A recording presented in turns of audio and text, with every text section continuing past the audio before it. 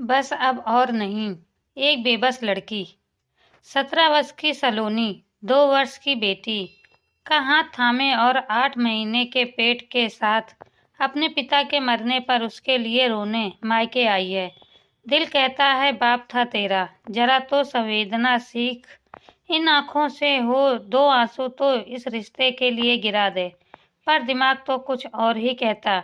कैसे पिता, किसका पिता जो माँ से 30 वर्ष बड़ा था, हमेशा दारू पीकर घर में हंगामा करता, माँ को मारता पीटता, क्योंकि एक उम्रदराज इंसान की पत्नी यदि थोड़ी सी भी अच्छी दिखती है तो उसे हमेशा संयम बना रहता है कि कहीं वो उसे धोखा तो नहीं दे रही है।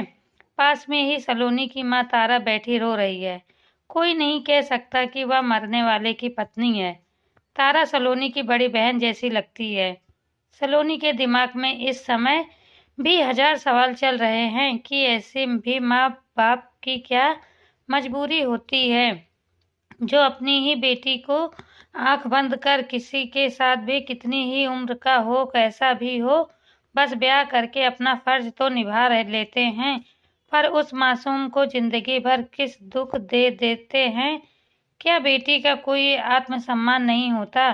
क्या उसका स्वयं का कोई अस्तित्व नहीं होता?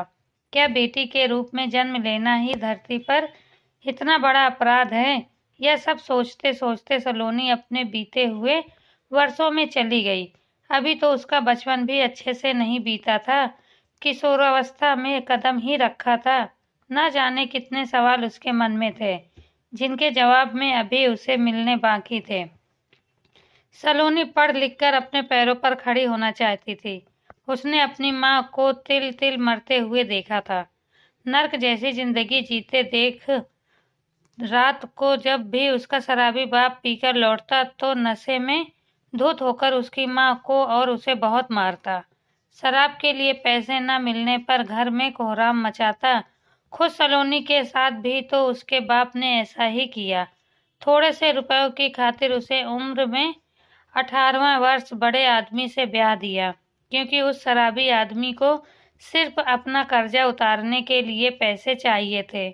वह एक बार अपने पिता को देखती है तो एक बार अपने पति को। उसका मन घृणा से भर जाता है। उसे मर्द जात से नफरत होने लगती है। वह मन ही मन सोचती है कि क्या एक लड़की किसी भी मर्द के लिए सिर्फ एक शरीर है, एक सामान है, खुद उसकी कोई इच्छा नहीं होती? क्या वो जिंदगी को अच्छे से जीना नहीं चाहती? तभी उसकी नज़र पास बैठी माँ पर जाती है। उसे अपनी माँ में अपना अक्स नजर आता है। सोचती है बस अब और नहीं।